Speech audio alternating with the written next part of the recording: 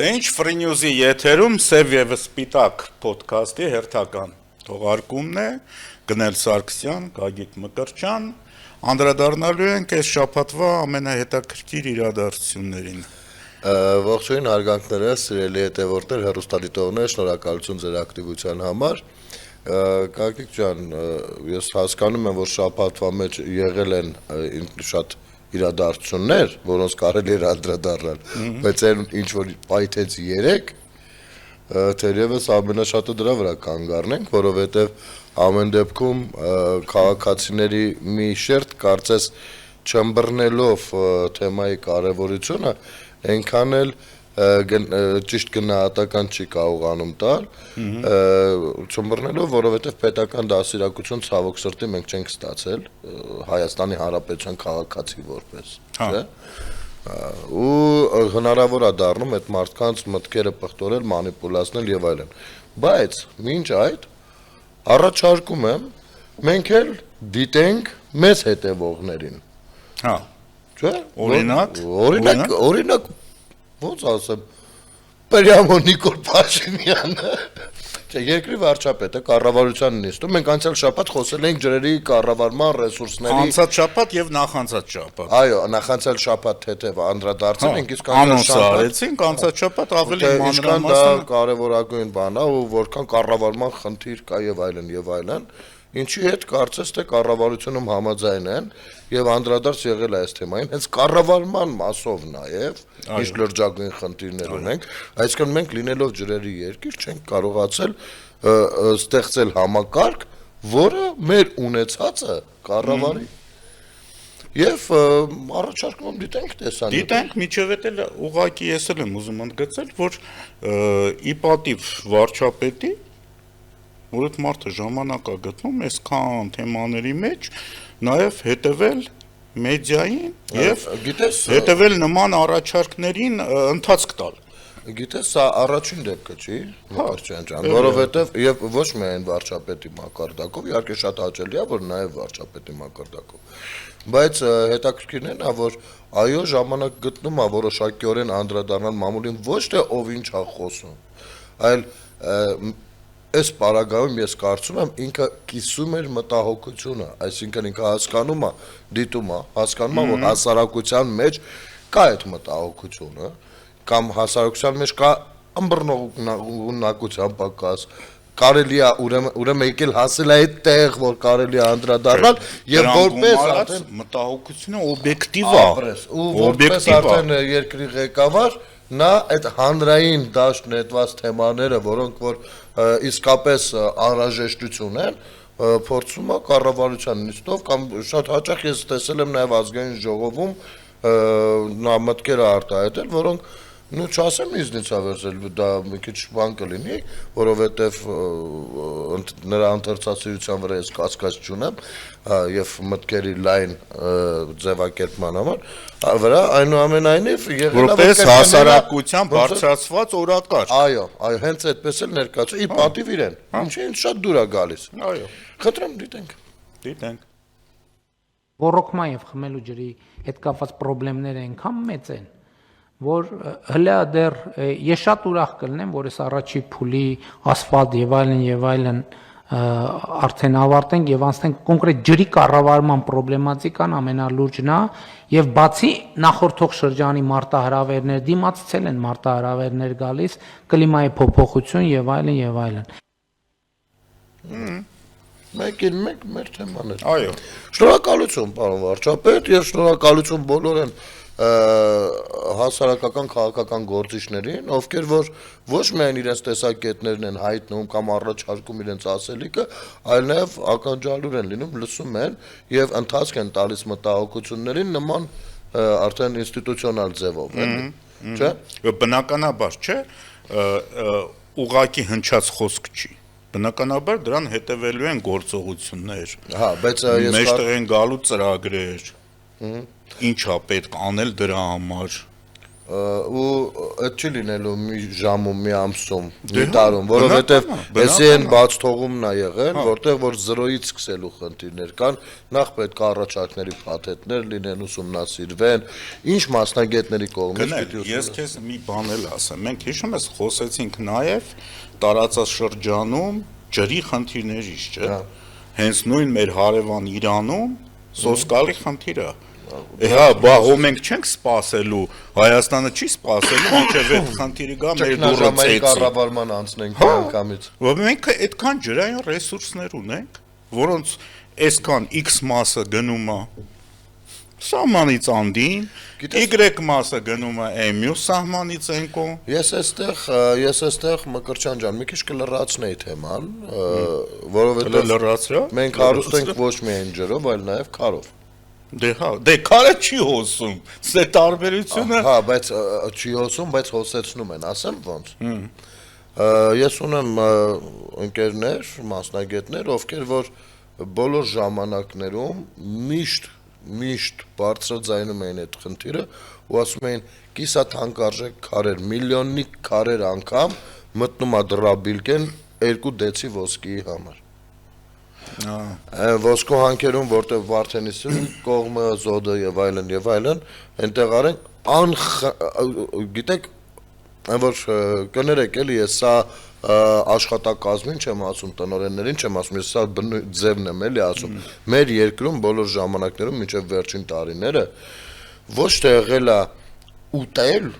այլ իսկապես լափել։ Խոզը ոնց է լափում, այն որ լափելուց կողքերն իլա թափրտում, չէ՞։ Այսինքն լավ ոսկին կարելի է հանել, բայց չնայել ինչ քար է աղում։ Այսինքն մենք ունենալով քարերի հարուստ տեսականի, չես պատկերացնում երևի կամ ես մի անգամ ես քեզ առաջարկելու եմ գարունը բացվի Գնանք տենանք, հա։ ոչ թե գնանք տեսնենք ընկերս մի հետաքրքիր զբաղմունք ունի առաջարկելու եմ միասին գնանք քար հավաքելու դու չես պատկերացնում Մկրտչյան այդ ինչ ազարտ է ձկնորսություն որսորդություն Ոչ մի բան է ամենատարած պատկերացրու գնում ես ու սկզբում ինչ աշակում քար հավաքելու, չէ՞, ուր էր գնացել դե քար հավաքելու, չի ասում, չէ՞։ Բայց գնում ես ու ինչ որ պահի բռնացնում ես քեզ նրա վրա, որ քեզ հիմա ստիպում են, որ դու հետ գնաս, որովհետև մութ է ու վտանգավոր արդեն։ Հասկանում ես։ Այս կարգի ազարտ ենք, իմիջիալս տուրիստական ուղղություն կարա դառնա, որի շուրջ ես մտածում եմ, եթե անկեղծ լինենք։ Բայց այդ քարերը մենք չենք կարողանում ճիշտ վաճառել, ճիշտ ներկայացնել։ Օրինակ, այս մի դրվագներ պատմեմ, կներես ոնց որ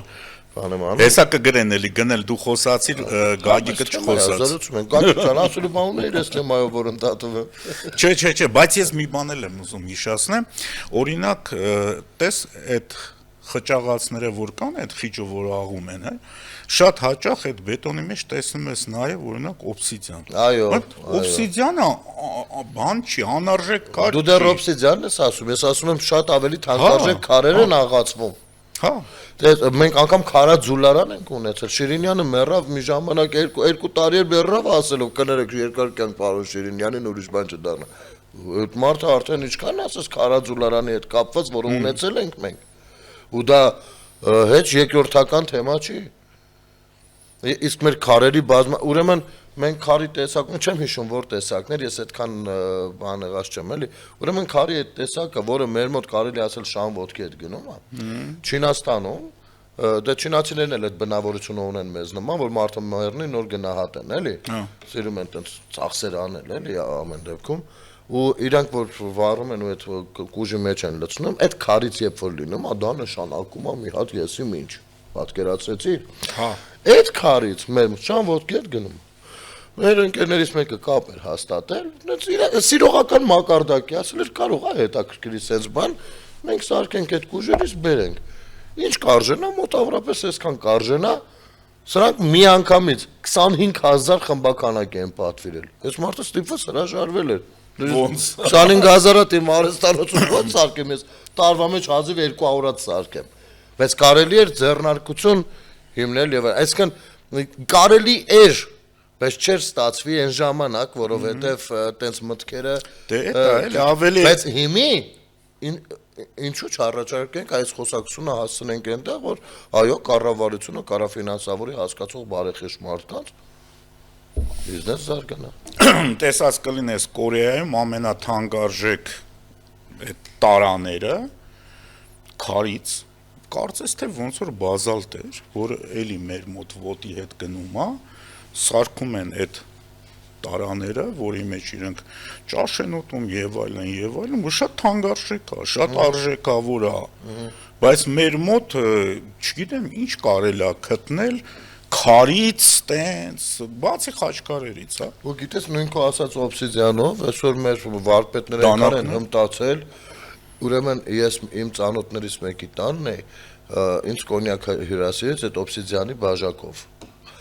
Ես էլի տեսել եմ, բայց դրանք մի փոքր հաստ են ստացվում, ես մեր ջրի բաժակի նման։ Իսկ այդ բարակության տաշած օբսիդիան ես երբեք չեմ տեսել։ Ասում ոնց հնարավոր է սա, դա ասում հա չարչարանքը շատ դանակները, ու ինչ արժեք ունեն այդ դանակները։ Բայց մենք ասֆալտի մի այսինքն ստեղ մի բան հերքում է։ Պետք է ի ամոթ մեզ ոչ թե ի պատիվ մեզ ասենք, որ այն որ ասում են քարիցած կամող, հետ չէ։ Մենք ոնց որ չենք վերաբերվում դրան։ Իսկ դա առհասարակ էլի շատ կարևոր բաներ ունենք, քիչ-քիչ կգնանք։ Ամեն անգամ մի հաղորդումով բոլորը չասեն։ Այնքան լավ Մենք առհասարակ նախ ունենք գիտակցության կարիք, որ պատկերացում, որ սա մերն է։ Մերն է։ Սա մենք այս պակասը ունենք։ Մենք չենք հավատում, որ մերն է։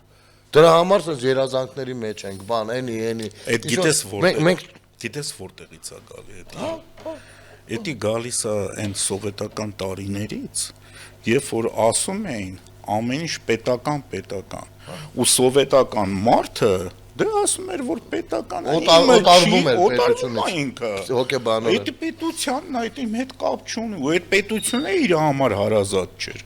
Օրինակ հիմա մեր պետությունը մեր համար պետք է լինի ամենահարազատը։ Այո։ Նախ այդ գիտակցումն է եւ երկրորդը, քանի որ չի եղել այդ գիտակցումը, բնականաբար մենք զբաղված չենք եղել կառավարելու մասին մտածել։ Մենք տանելու մասին ենք մտածել։ Կրենք ինչ ունենք, ինչ չունենք, մենք փորձենք հասկանալ ոնց կարելի է մեր ունեցածի հետ վարվել։ Ինչ կարելի է անել։ Ես մի անգամ Տիկին Լուսինե Գրիգորյանն է հյուր կանչել, հիմա туриզմի վարչության ղեկավարն, այն ժամանակ ինքը ավականի էր։ Ինքը շատ հետաքրքիր բացահայտում արեց ինձ համար, ես չէի մտածել դրա մասին։ Որպես ավականի աղբի այդ կռիվներն էր, աղբը թափված, ինչ որ արհեստական բաներ էր արվում, ուրեմն ինքը ուսումնասիրություն էր արել, մեր աղբի 70%-ից ավելին ընդհանուր աղբամաններում գտնվող սնունդի մնացորդները։ Ու այստեղից հետևություն, որ մենք անգամ մեր տան խոհանոցը չենք կարողանում կառավարել, ուր մնաց թե գիտակցենք մեր պետությունը, ինչ կա, ինչ չկա ու փորձենք, բայց գիտես, ես սա չեմ ասում, որպեսզի մեզ թերագնահատեմ։ Մենք կարող ենք Պարզապես մենք նոր ենք սկսում հասկանալ, որ դա մերն է, ու այո, հենց մենք պիտի կառավարենք, իսկ ուրիշ ով։ Ու ես վստահ եմ, որ այնօր կծնենք մենք իսկական հայ քաղաքացիներ։ Մենք ծիծաղում էինք գերմանացիների վրա, երբ որ լսում էինք գերմանացիների այդ հաշվենկատությունը, դու պատկերացնում ես գերմանացին սնունդ թափի բացառվում է։ Բայց այսօր մենք գալիս ենք, հասնում ենք հենց այդ խնդրին։ Ծիծաղում ենք, ասում ենք, այս ինչ է, հարուստ մեռնում են, այդքան փող ունեն, բայց նստել են այսքան սանդվիչ են պատվիրել, տեսեք մենք հայերով ոնց ենք որ ամեն աղբամանի կողքը կտեսնես, որ տոպրակով կախված հաց է, հա, նո փարքասո գոնե այդ հացը աղբամանի մեջ չեն գցում, բայց այ ժողովուրդ ջան, ինչի՞ եք 5 հատ հաց առնում։ Դա զապաս։ Ինչի՞։ Բայց ախր հիմա էլ խանութները կա։ Գիշերային խանութներն էլ կան, այսինքն նենց չի, որ դու ուզենաս հաց առնես, այդ տարածքում ինչ որ միտեղից այդ հացը չես ճարի, ափսոս է։ Արժեք է։ Իմ կարծիքով այդ դեգրադացումը շատ երկար է տևել ու մենք վերանայելու ամեն մեկս իմիջայլուց մեր երթին։ մենք այդ ամեն ինչը վերանայելու եւ նոր արժե համակարգ ձևավորելու խնդիր ունենք։ Դեգրադացված արժե համակարգ եւ այդ դեգրադացված արժե համակարգի նաեւ բաներ, օրինակ մայրաթոռում հավաքը։ Այսինքն մարդիկ կան կարծում են, որ իրենք գնում են պաշտպանելու եկեղեցին, եթե պաշտպանում են Կտրիչ Ներսիսյանին։ Ասենք, սա ինձ համար անհասկանալի բան է, անհասկանալի, եթե Կտրիչ Ներսիսյանի դեմ կան հստակ թեմաներ, որ նա եկեղեց, տեսեք, այդ անձնավորությունը 44 օրից հետո որևիցե զոհվածի տուն չի այցելել։ Այդ անձնավորությունը երբևէ կարիքի մեջ գտնվողներին չի այցելել։ Առհասարակ եկեղեցին հենց դրա համար է նաև հիմնականում, բայց իրենք կարծում են, որ իրենք մեռել թաղելու համար են, քանի անգամ իրաց բերովնով են ասել, մենք որ չլենք ով է ձեր մեռել թաղելու, պատկերացնում ես եկեղեցական տենց արտահայտություն ան, կամ մայրաթոռի պաշտոնական հայտարարությունները պետության ներսում իրավական գործընթացների վերաբերյալ։ Սա աններելի հայտարարություններ են, այո, եւ այդ պահանջով հասարակությունը ասում է, գիտեք ինչ, կաթողիկոս, արի հանգստի կոչվի, չնայած շատ ավելի կոպիտ կարելի ամեն ինչ անել, բայց արի դու հանգստի կոչվի, բայց Կտրիչն էլ լավ հասկանալով, որ ուրիշ ճանապարհ չի մնա, եթե ինքը հրաժարվի ինքնուրույն գնալուց, ուրիշ ճանապարհ չի մնա, քան իրեն ուժով հեռացնել, իսկ ազգային անվտանգությունը իմ կարծիքով ամեն դեպքում կզբաղվի, երբ որ բան հասնի դրան, որովհետև անվտանգային խնդիր է ներկայացնում իրանից։ Պարզապես ինձ թվում է, մեր անվտանգային համակարգը եկեղեցու մասին ավելի շատ է մտածում, քան Կտրիչ Ներսիսյանը։ Ու ինքը դա դրել է վաբանկա, էլի գնում, որ այդ տեսեք կվնասեք եկեղեցին, եթե սենց անեք։ Հասկանում ես, պղծության մակարդակը։ Ու կան քաղաքացիներ, որ պաշտպանում են այդ տեսանկյունը ու ներկայանում, որ իրենք պաշտպանում են եկեղեցին։ Կան լրագրողներ նաև այդպիսի։ Կան լրագրողներ, ովքեր իրենց արտահայտություններում չեն խնայում ոչ մեկին, քաղաքացիներին անվանարկելով, ամենատարբեր խոսույթներ ձևակերպելով, այն մարդկանց, ովքեր որ դե դա արդեն օբյեկտիվության իսպար բացակայություն մասին է խոսում, որ համարական վերաբերում։ Օրինակ ես հասկանում եմ, որ լրագրությունը կոնկրետ ոնց ուզում է լինի կայքի, ուզում է լինի հեռուստատեսության, ուզում է լինի ռադիոյի առաջի հերթին պետք է լինի օբյեկտիվ։ Ասենք դու ինֆորմացիա ես տանում, ես օրինակ այսօր էր թե երեկ էր միտեղ կարդում եմ ինքնաթիռանգելական զոհեր։ Առաջի բանը ինչ ես մտածում, չէ՞ որ հրատապ դրել է բացում ես Կամբոջայում, Կուալա Լումպուրում, ես իմ որտեղ է, բայց բացարձակ կապ չունի Հայաստանի հետ, բայց ասենք այդ գրողն ու այդ վերնագիր դնողը մի վարքյան մտածել է, որ ասենք մի մարդ է կարդում,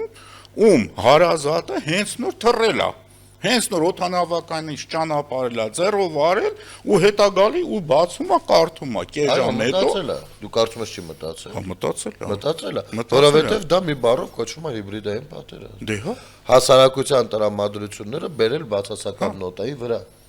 Հա։ Այդպիսի բաներ շատ կա, հիմի դու այսօր դու մի հատ հետաքրքիր հարցազրույց ես ունեցել, երեկոյան բացահայտի, բայց տես, այսօր արհեստական բանականության օգնությամբ ես ինձ մոտ առանձնացրել եմ իմիջայլոց, որ երեկոյան իմ YouTube-յան էջով եթերի ժամանակ ցուցադրում։ Ուրեմն, չնայած ժամանակ առ ժամանակ ես ցուցադրում եմ, երբ որ արհեստական բանականությունով ինչ որ բան ա դնում, մի հատ կայք, որը ներկայանում է լուրեր։ Ինչ անուն ասես, կարա լինի։ Ու բան ասում, ասենք օրինակ ներկայացնում արհեստական բանականությունով ստեղծած մի հատ զինվորի պատկեր, ով նստած է բանում, սենց կծկված, հա, ու եկեք աղոթենք մեր զինվորի համար։ Ասես մի հատ վերնագիր է դնում, լրատուն։ Մարդիկ հազարավոր ուզված մարդիկ, մեր ժողովուրդը զինվոր ասվածին լրիվ ուրիշ ձև է էլի վերաբերվում ախր։ Լրիվ ուրիշ ձև։ Աշխարհում ով ոնց է վերաբերվում, չգիտեմ, մեզ համար զինվորը սրբության նման է, այո։ Հասկանում, ու տպավորություն է լինում, որ մեր զինվորը այդ կարգավիճակում է։ Տպավորություն է լինում, որ բայց հենց լայքեցին, իմիջիալոց մի 5-6000 լայքել, այդ բային կարան հավաքեն։ Որտե ով չի լայքի։ Մանավանդ մի քիչ տարիքով ով չի հասկանում արհեստական բանականության։ Կամ բանակում հետո այս լուրերը, այս կայքը իրան դե արդեն ալգորիթմը սկսում է աշխատել, չէ՞, հեռախոսի մեջ գալու է, ինքը ռեակցիա է տվել։ Սկսելու է մի անգամից քաղաքական անալ ու բերել անընդհատ իրենց հետաքրքիր արտաքին ուժերի կողմից կառավարվող լուրեր։ Կլինի Նարեկ Կարապետյան լուսաբանելով, Էդմոն Մարուկյան լուսաբանելով, Կտրիշ Ներսիսյան լուսաբանելով, Քոչարյանի որդի կամ ոչ որդի լուսաբանելով։ Ու այս մարդիկ մեկ էլ հերթով զանգում են, ասենք ինձ էլ շատ են զանգում, նյարդայնացված, նեղված, տարիքով մարդիկ են, ախր այս նյուանսները չեն ըմբռնում, նորմալ է։ Մենք էլ հեսա մի 20 տարուց, այսօրվա 20 տարեկանները մեզ բան են ասելու, չհասկանանք ինչ են ասում։ Չէ, հասարակական, երբ որ դու մանավանդ որ սովետից հետո մենք միանգամից բացել, մենք բանով չեն գնա, պրոգրեսիայի բնականոն այդ նույն ալգորիթմը քեզ ժամանակը։ Միտքը ուզում ես ավարտին լավ։ Չէ, լավ, ալգորիթմ։ Դե գնանք կարճ դադարի, սիրելի հեռուստադիտողներ, կվերադառնանք վարքյաններ անց։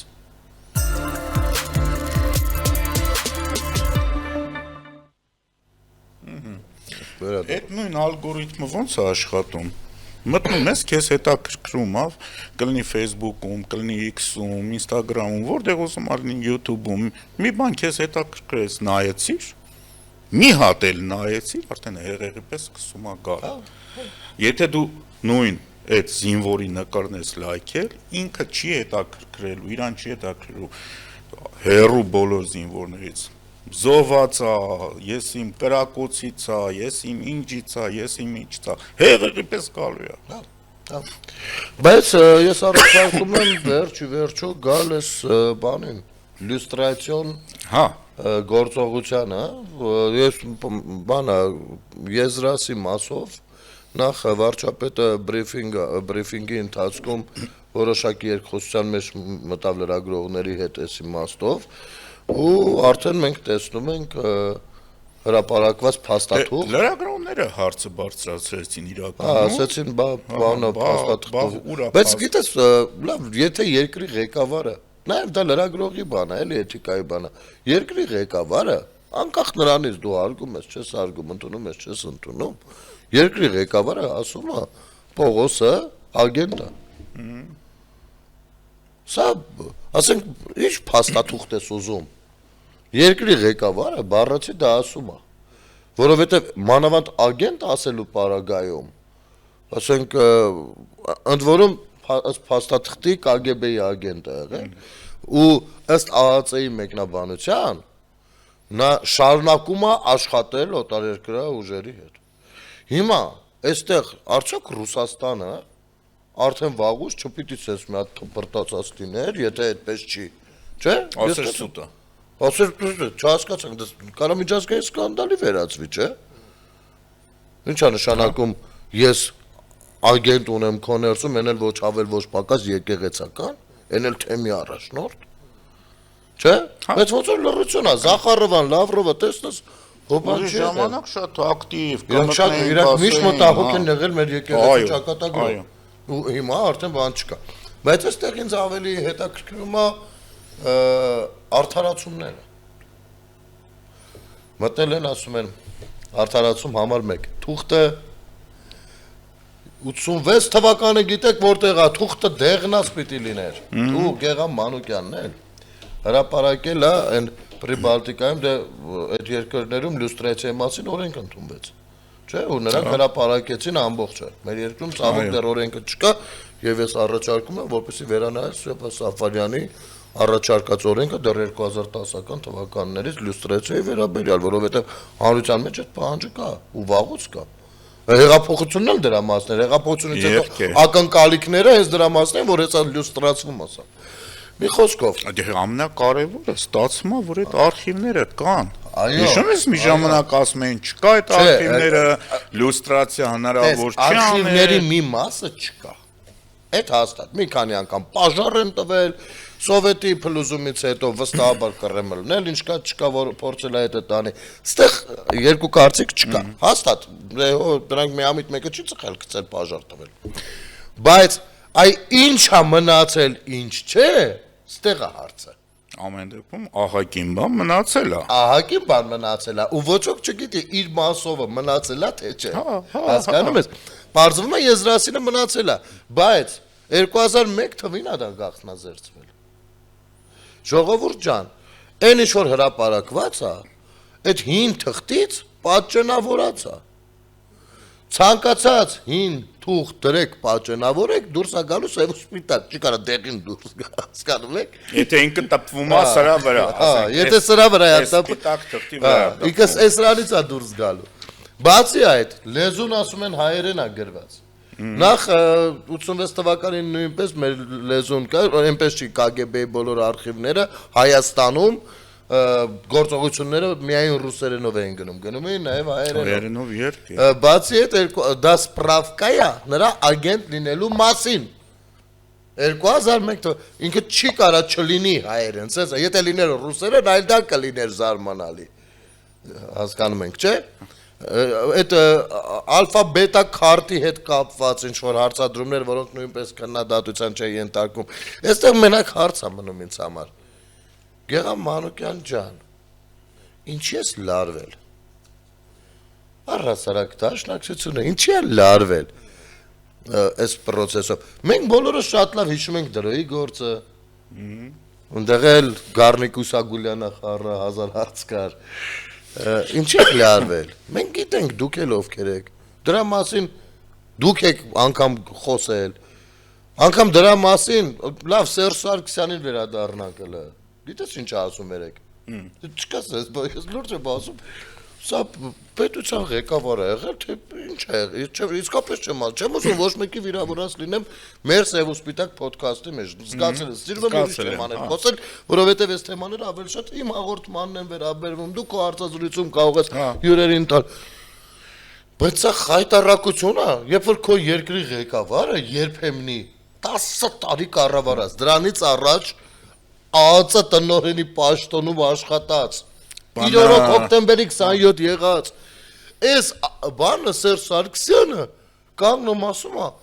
հարցնում են ագենտի այդ բանի մասով ասում է դե ես չեմ էլ հետաքրքրվել այսքան ժամանակ ինձ հետաքրքիր չի եղել ով է հանդիսանում ագենտ ով չէ Բացատրեմ երկու բացատրություն ունի մեկը ապուշը չէ մյուսը ինքը թայլը մեկն եմ ես ասում ընդ որում այդ մեկը շատ ակնհայտ է ու շատ պարզ է Հայաստանի նախկին իշխանությունները ինքան ջերմ կառուցողական, ընկերական, բարեկամական հարաբերություններ են ունեցել Ռուսաստանի հետ իսկ բնականաբար նաև հատուկ ծառայությունները Ռուսաստանի հատուկ ծառայությունների հետ որ պարզավորյան չէր հետաքրքրելու այդ թեման նորմալ է դրա համար էլ մեր զինվորներից սկսած եթե քո ԱԱԾ-ի ղեկավարը այն ժամանակվա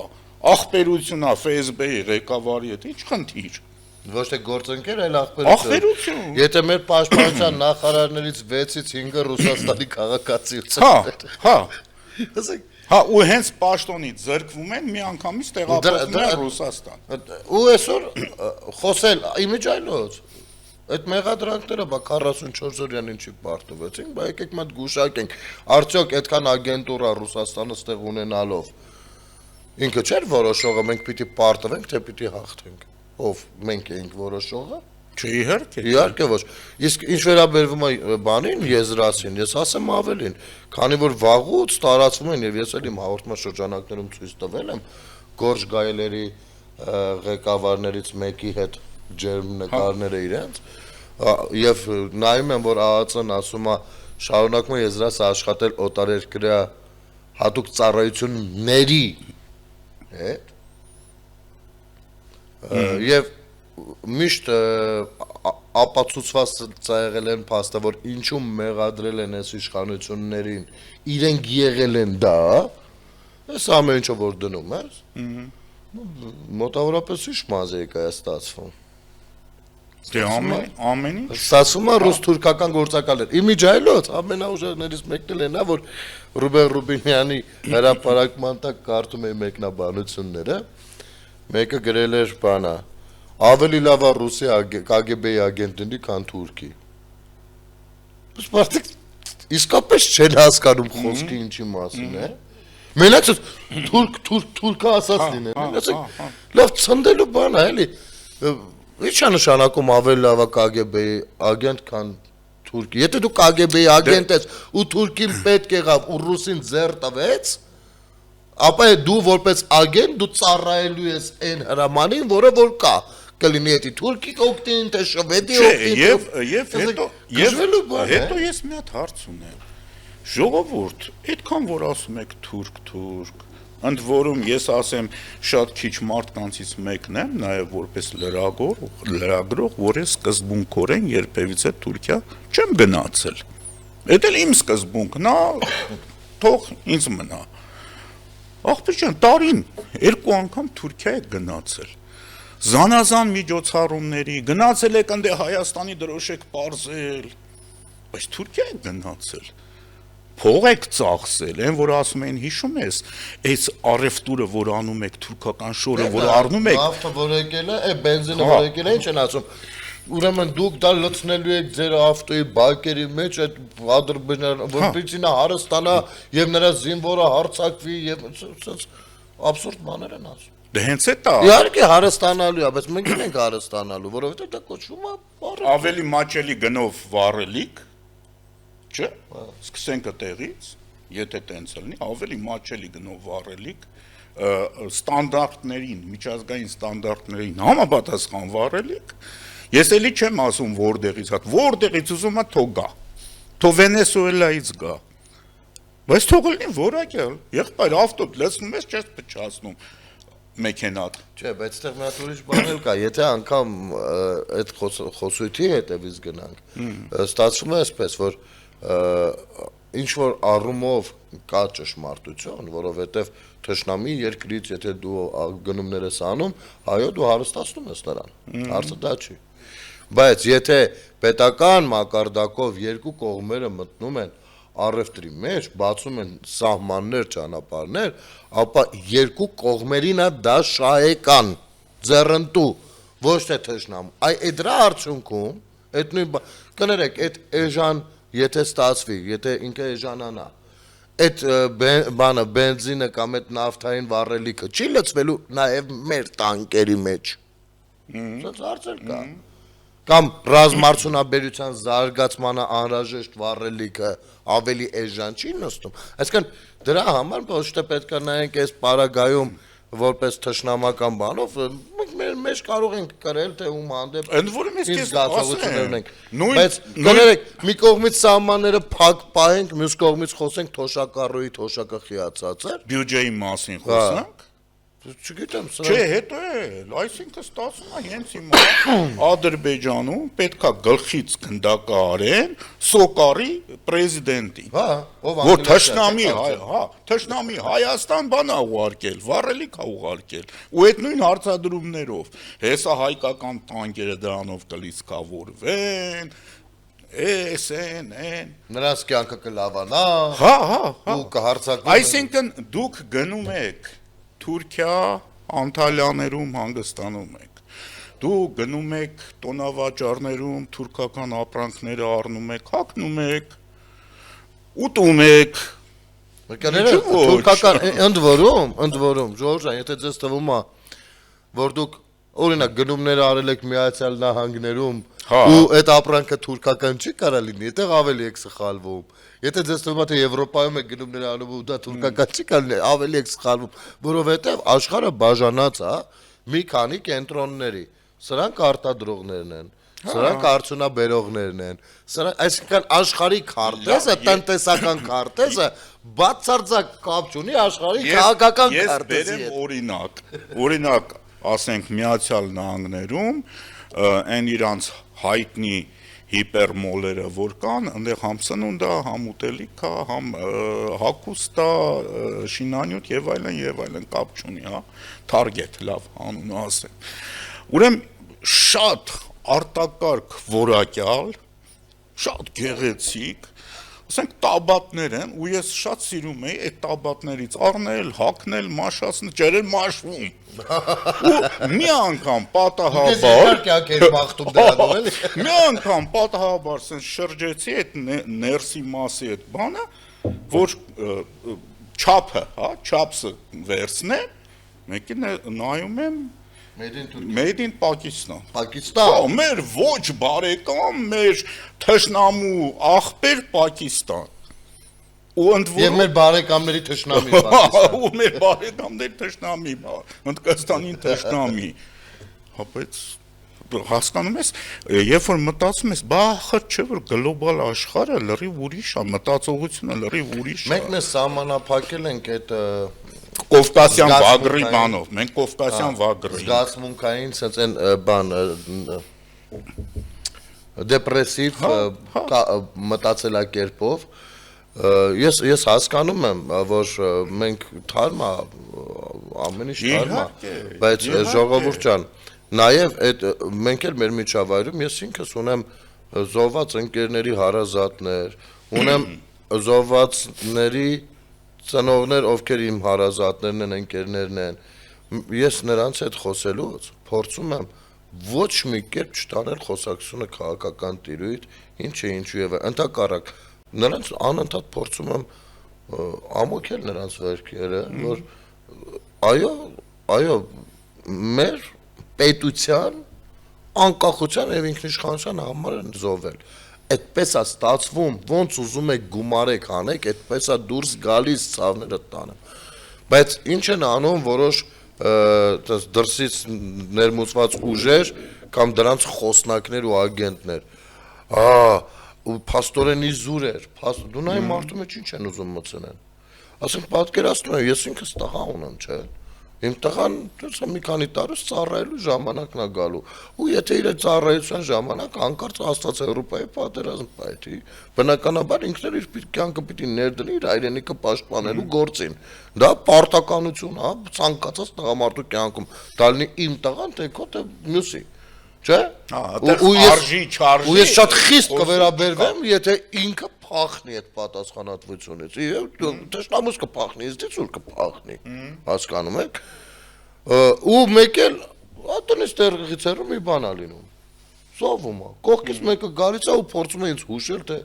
անիմաստ զոհվեց։ Դու պատկերացնում ես, ես այդ ցավի մեջ ու այդ անիմաստ, որ մարդիկ ասում են անիմաստ, ինձ հետ ինչ կարա կատարվի։ Ես տեղում կարամ դառնամ բան, terrorist։ Հենց այդպես է։ Մենք հենց հիմա ունենք զոհվածի ծնող, ում ներքաշել էին terroristական այս բաների մեջ։ Որովհետև ազդել են իր հոգեբանության վրա մտքի, ու ես դա հասկանում եմ։ Ես դա չեմ ընդունում, բայց ես դա հասկանում եմ։ Ինչպես է լինում։ Ու շատերին կարող էին այդպես անել։ Իսկ քանի հոգեբանական գրասենյակ իր ծառայությունը առաջարկեց անվճար այդ ծնողների համար։ Իմիջիալոց նույն Տեր Արամը, ում որ քարկոծում է։ Ես Օհանավանում երկու նմանատիպ պատմություն լսեցի։ Մարդը ունի երկու տղա, երկուսն էլ զոհվում են։ Տեր Արամն է ծեսակարգ արել։ Հետո մնացել է այդ ընտանիքի հետ։ Հետո իրենք այդ մարդկանց սկսել է բան անել, նրանց փորձել հոգեվիճակից դուրս բերել։ Իրենք հետագայում հասել է նրան, որ իր ընկերների միջոցով, որոշակի կապեր օգտագործելով ծանոթ եւ այլն, հասել է նրան, որ առաջացել է այս ծնողների մեջ այդ ցանկությունը ունենալու երեխա։ Ու ունեցել են երեխա։ Անունն էլ դրել են, եթե չեմ սխալվում, Արամ։ Ու սա կանոնավոր քահանայի գործառույթ, որ մարդը չխռովի Աստծուց։ Իհարկե։ Կյանքից էլ չխռով։ Այո։ Գիտեք, բոլորիս կյանքում եղած կլինի դեպք, իմ կյանքում նույնպես։ որ այնքան զզվես շատ բաներից կամ հասնվես հայտնվես այնպիսի իրավիճակում, որ ընդཐུպ մինչև այո ես ասում։ Դա գալիս է մեր անգրագիտությունից, դե գիտությունից, տվյալ պահին էմոցիաների չկառավարելուց, մինչ այդ պատրաստ չլինելուց։ Հասկանում եք։ Դրա համար մենք մինչև հիմա չենք հասկանում Աստված ինչ է։ Հենա տեսնում են գնացել են մարդիկ ինչեր են խոսում։ Բաներ են խոսում։ Ես խեմ ասում մենք, ես իմ մասին չեմ ասում, ես փառք Աստծո հասկացել եմ, բայց ես ասում եմ մենք որ չստացվի, ես ինձ առանձնացնում եմ որոշակի հասարակության, չէ, ես այնտեղ բոլորը, ով Հայաստանի Հանրապետության քաղաքացի է, իմ հետ շղթայված կապի մեջ է, չէ, ես դրա մի մասնիկն եմ, չէ։ Չէ որ բոլորիս ընտանեկան բյուջեն մեկն է, բոլորիս պետությունը մեկն է, որում մենք բոլորս, քանի որ կրում ենք հայ անվանումը ու այդ անձնագիրը ունենք, մենք բոլորս պորտալարով իրար հետ կապված ենք, անկախ նրանից ինչ գույն ենք, սև ենք, սպիտակ ենք, Հայաստանում ենք, Հայաստանից դուրս ենք, բայց այդ հասկացողությունը մեր մոտ շատ թմրած է, շատ, ու տեղից է գալիս այդ խնդիրը։ Մենք ակտիվացնեն, բայց արհեստական են դա անում, Ու ավելի շատ վնաս է տալիս, քան օգուտ։ Մեր մոտ դաշնակներն են փորձում։ Մեր մոտ ցավոք էդի ակտիվանումը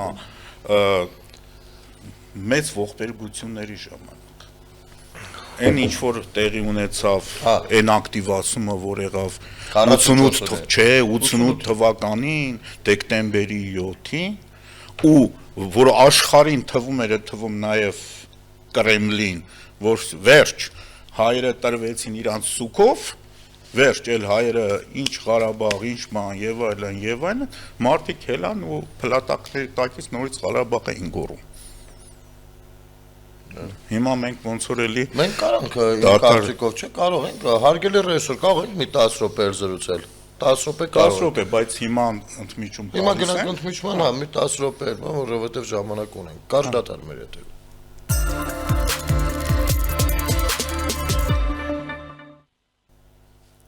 Վերադառնանք։ Հա, ու ես ուզում եմ հիշեցնել մի պատմություն, մի դեպք, նույն 88-ի երկրաշարժի, սպիտակի երկրաշարժի հետ կապված, երբ որ փլատակների տակից հանում են մեր հայրենակցին, ով կենթանյա մնացել այդ փլատակների տակ, ու ուշքի են բերում, ջուր են տալիս եւ այլն, ու սպասում են այս մարդը մի հիմա բան խոսա, ու այս մարդը գիտես ինչ է ասում։ Երևանը ոնց է։ Հասկանում ես։ Այսինքն ես ես էլի շատ լսել Չէ, իրական դեպք է։ Ուզվեց լուրջ եմ ասում, հազար անգամ լսել եմ, բայց ամեն անգամ ուզում եմ։ Իրական դեպք է դա։ Երևանին հո բան չի։ Հա, Երևանը ոնց է, կա Երևանը։ Այսինքն այս մարդը չի հարցնում, հարևան Պողոսը, Պետրոսը, չգիտեմ, հա, բարեկամներս, այդ մարդու համար ամենակարևորը Երևանն է։ Այդ ես եմ։ Դες այսօր շատ խոսում ենք պարակտվածության նոտաներից, բայց որպես կանոն ովքեր շատ են խոսում, հենց իրենք պարակտողներն են։ Հա։ Բան, ասենք օրինակ, կարճ անդրադարձ անեմ, երեկ էլ եմ անդրադարձել։ Տեսեք, այս մեր ձևով շարժումը։ Խոսում են, հեսա գնում ենք եկեղեցի, որովհետև մենք պաշտպանում ենք, բայց մենք համերաշխության կոչ ենք անում։ Համերաշխության դիրքից են հանդես գալիս։ Առանց ընկալելու, որ իրենց լոզունգը մեր ձևով արդեն պարակտման մասին է։ Հա։ Ուրիշ ձև էլի, ուրիշ կերպ։ Հա։ Մեր ձևով։ Հա։ Ոչ թե ձեր ձևով։ Հա։ Ոչ թե բոլորիս ձևով։ Ով որ մեր հետ է։ Հա։ Մեր ձևով։ Ու մենք ճիշտ ենք։ Մենք որ ասում ենք համերաշխ եղեք, պիտի համերաշխ եղեք։ Այս շատ բացեր ենք ունեցել։ Այ քանի որ ունեցել ենք ղեկավարով տեղյակ չի եղել, թե այստեղ ագենտուրան ինչ գործի է, ինչ բանի է։ Ու իր համար էական չի եղել։ Ոչ, մարդը բերանով ասեց։ Այդ իմ ձևակերպումը չի կամ կարծիքս չի, չես տեսել են վիճակը։ Իր բերանով ասում է։ Այ դրա համար հոկտեմբերի 27 եղավ։ Ինքը տնօրենն էր, չէ՞, անվտանգության։ Հա, ու այդ նաև այդ գնահատականը, որ հնչեց Էնել Ռոբերտ Կոչարյանից, չէ, հիշում ես, ասեց, ինչ է, ուչաստկովի գործը։ Դե տեսանք։ Ուչաստկովի գործը, բայց դրա արձագանքները մինչև հիմա անեցքի նման մեր գլխին կախված է։ Այո, մենք չենք մարսում։ Չէ, Որովհետև չենք էլ կարող։ այնտեղ պետությունն է գնդակահարվել։ Չենք էլ կարա, իհարկե։ Իհարկե։ Պետության ուղեղը, եթե անգամ մարմինը կա, ուղեղը գնդակահարվեց։ Գաղափարախոսությունը Եւ այդ ամեն ինչ ազգային ժողովի դալիճում, բոլորի աչքի առաջ, նիստերի ժամանակ, ոչ թե ընդմիջման ժամանակ խոհանոցում։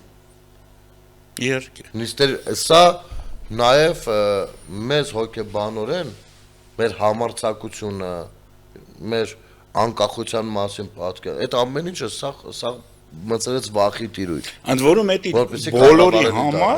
բոլորի համար այն ժամանակվա քաղաքական ուժերի համար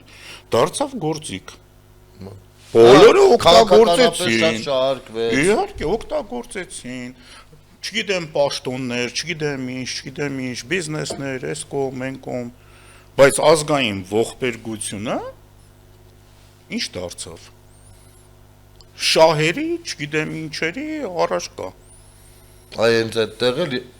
այ եկեղեցին անգամ այդտեղ մերկացավ, որովհետև աչքներիս առաջ փոխվում էր արժեհամակարգ բարոյականության հետ կապված։ Այսինքն դառնում էր շահախնդրությունը, շահամոլությունը գերագույն արժեք։ Անձնական շահը գերագույն արժեք։ Ու գիտես, ես Աշկովս ընկա Սոս Ջանիբեկյանը մեր սիրելի դերասաններից մի գրառում էր արել, sense մի տեսակ բան եղա, ծանր նայեցի, որովհետև ես պատկերացնում եմ, թե հիմա ինչ եղաններով կհարձակվեն իր վրա, ասեմ ինչու։ Նա արել էր մոտավորապես այն արտահայտությունը, որը որ ես արել եմ 16 թվականին, եթե չեմ սխալվում, ժողովուրդ թերթով հրավիրել էին այդ ժամանակ, հարցազրույցի ժամանակ, բանա, մոդա էր, չէ, այդ ժամանակ ես մտածելակերպը, հիմա մի քիչ ոնց որ թուլացել է, որ կարևորը ընտանիքն է, եթե ընտանիքը առողջ է, եթե ընտանիքը լավ է ապրում, ուրեմն պետությունն էլ է լավ ապրում, ուրեմն պետությունն էլ է լավ իջավ։ Ես այդ ժամանակ հակառակն եմ, ասում եմ, ընդհակառակ ես չեմ հասկանում դա, առաջնահերթ պետությունն է։ Պետությունը լավ կլինի, ընտանիքն էլ լավ կլինի, ամեն ինչն էլ լավ կլինի։ Առաջնահերթ պետությունն է, որովհետև եթե դու նայում ես ընտանիքին շահի դիտարկությունից, կներես քո ընտանիքը կարա Միացյալ Նահանգներում էլ լավ ապրի։ Կարա Ռուսաստանում էլ լավ, կարա լավ ապրի անգամ այնտեղ, որտեղ որ բոլորը վատ են ապրում։ Այսինքն դու իմ ընտանիքից կարաս Գողանաստանից քո տունը լավ ապրել։ Այսինքն բայց դա դեպի պետության ցուցիչ չի կարա լինի, չի կարա այդտեղից սկսվի։ Սկսվում է այնտեղից, նոր է գալիս ընտանիք։ Ես հիշում եմ, ու ժամանակ առ ժամանակ կրկնել եմ ես իմ այդ թեզը։ Առհասարակ ես այդպես եմ պատկերացրել միշտ։ Ու հիշում եմ, թե ինչ եղաններով են ամեն անգամ հարձակվել ինձ վրա։ Հասկանում ես, այսինքն այս ա եղել արժեհամակարգի տարբերությունները։ Հիմա Աշկովս ընկավ 1-2 օր առաջ Սոստեր Ջանիբեկյանը նմանատիպ ինքն էլ էր եկել ինքնուրույն այդ գաղափարին, ինչը շատ գովելի է։ Բայց կարծում եմ դա այ հենց այդ գաղափարախոսությունը այնքան էլ լավ չի տարածվում մեր իրականության մեջ։ Նաև ու հենց այդտեղ եկեղեցին նույնպես ունի իր խնդիրը։ Եթե քո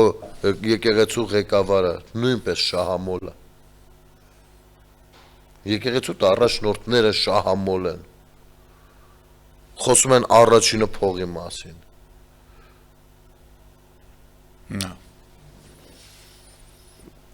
Գիտես, ինձ էջմիացնում մայրաթորում ցույց տվեցին տարածք, ասեցին այդտեղ խուղարկավորվել է $1 միլիոն արժի։ Այսինքն ոչ թե դու այս մարդը եթե լինես հնարավոր է քեզ այդտեղ խուղարկավորեն այդ պատվին արժանացնեն, այլ դա արժի $1 միլիոն։ Դու կարաս լինես ոնց էր անունը Բարբոսա, Քրիստոսի կողք խաչվող Բարաբա։ Ինչ որ կարաս լինես այդ տիպի մեկը, կարևորը $1 միլիոն կտակած լինես, որ քեզ այդտեղ թաղեն, այդտեղ կթաղվես։ Ինչի հեռու գնում մեր պանթեոնը, ազգային պանթեոնը ինչի է վերածվել։ Ինչի է վերածվել։ Քաղաքական գործը ինչ գործ ունի այնտեղ։ Չէ՞ որ քաղաքական գործիչների հանդեպ վերաբերմունքները լինում են հակասական։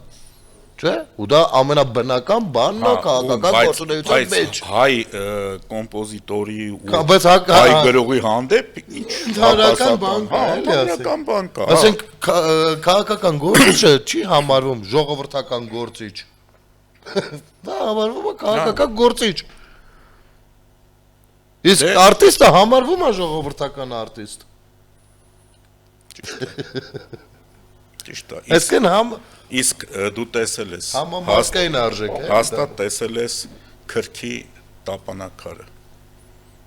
Քրքորյանի տապանակարը Միացյալ Նահանգներում։ Չէ, չեմ այցելել ճիշտ։ Այս չափսի մի հատ համեստ քար տափակ գետնին պարկած, կողքը գետնին պարկած հարյուրավոր տապանակարերի նման, վրան գրված Քրքորյան։ Այ մենք պետք է հասնենք